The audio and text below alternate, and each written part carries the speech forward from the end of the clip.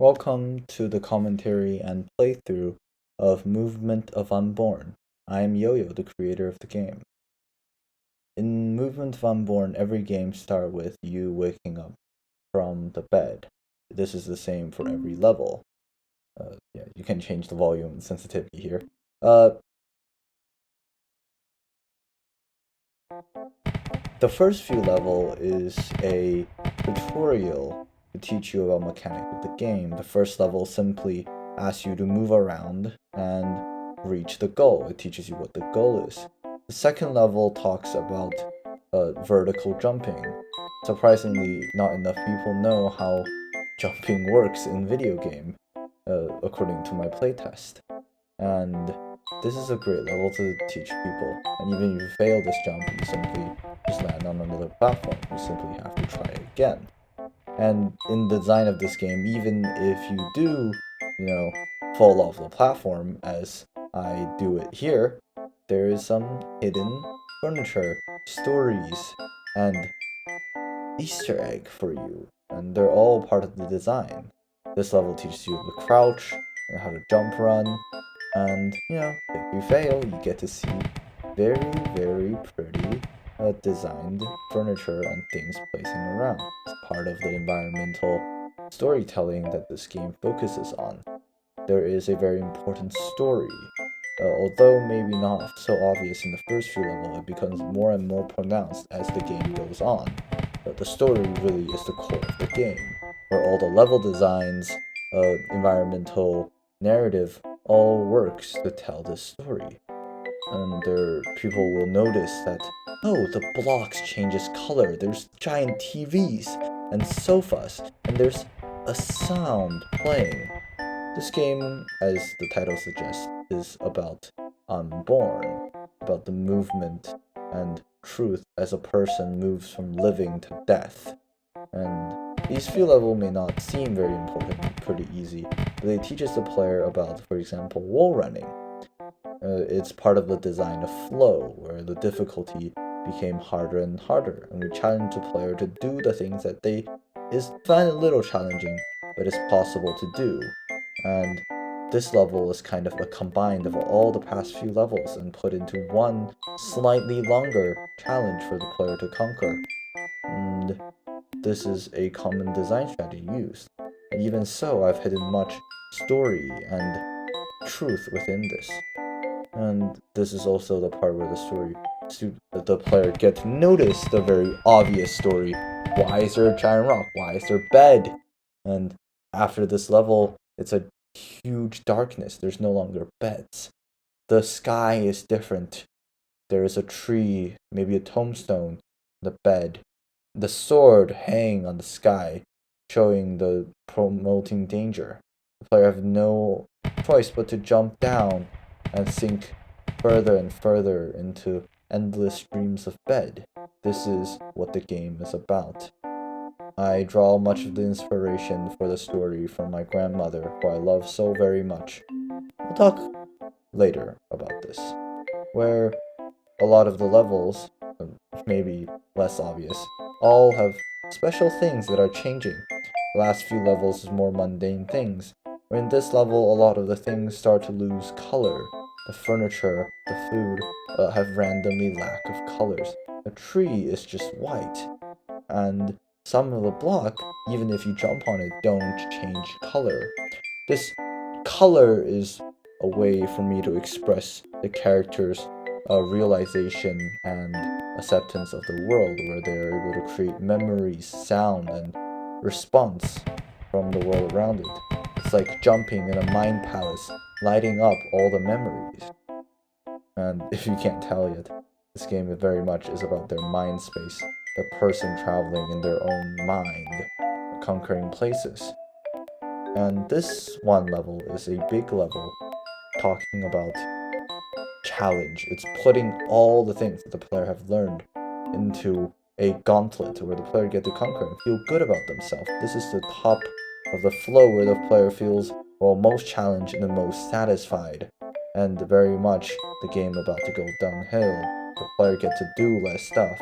And slowly the player feels more and more depressed. Where this level is fast and fun. It's drastically different from what was about to come. This is really the main play part of the game. And even so, this level ends with a plot segment. You finish all of these slightly difficult gauntlet made of the same challenge that you have done before, just slightly different. And you reach a quite sinister looking train station. You look at all the memories, blocks, things that you have colored and made a sound of. You walk into a familiar box. You jump in, and voila, it's your room but upside down. Once you touch this goal, you'll submerge into water and see all the things float down. I've added a trigger warning at the itch.io page about deep sea fear and all those, because this game really invokes people's fear of a deep sea, of being drowned. And that is what the feeling of the game is about. This level, which I love, originally have a lot of lights on, and I was just going to trap the player in. But when I cut all the light, only give light in the bed, the player feel compelled to go to the bed because they have no sense of direction out of it. And that really is, I believe, how my grandma, who has Alzheimer's, feels, who always have to wake up at the bed, who always feel tired. This level is really where those things all gone downhill. Things look normal, but with all the elaborate levels, the player no longer plays them, simply just walks away. Some of the block no longer change color, and more of them are acting weird. And really, the music have a sinister overtone under the normally happy little tune where the player keep hearing. Now there's an obvious undertone of sinisterness, worry, and sadness under it. And as the player walks to this one altar of a platform, their world turns gray, and color no longer existed, and things that they know have meaning start falling down and collapsing. They wake up in the same bed, but everything's so much more grayer, and turn around, jump down, seeing that there is color, but a dark sun. This is the worst, the darkest part of the game. Also, the ending. They see that the place that they usually do turns around completely, and is all the more chaotic. This game is appropriately left vague about its story. I want the player to be able to feel the story and connects to it not by its content, but by its atmosphere and emotions, where through the movement and all the environmental storytelling, the player is able to understand the emotion and rhetoric of this game without actually knowing what exactly is, the character's name, as those are not the focus of the game. And the player went to this kind of backside of their mind with things uncolored, just normal day-to-day things, chop down trees, chairs, a giant stove, and they walk to the side of the sea and is about to face their final moment. Shout out to my cousin who wrote the music. It's brilliant and fit the theme very perfectly.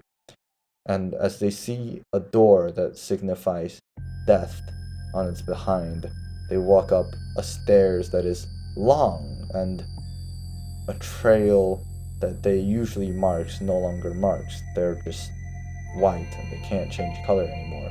As approaches this one door in this dramatic scene, the player knows this is the end. There's no goal like all the other level have or before. You just know that you're walking towards this door because you have nowhere else to go. Much like how life is like. The ending is always death.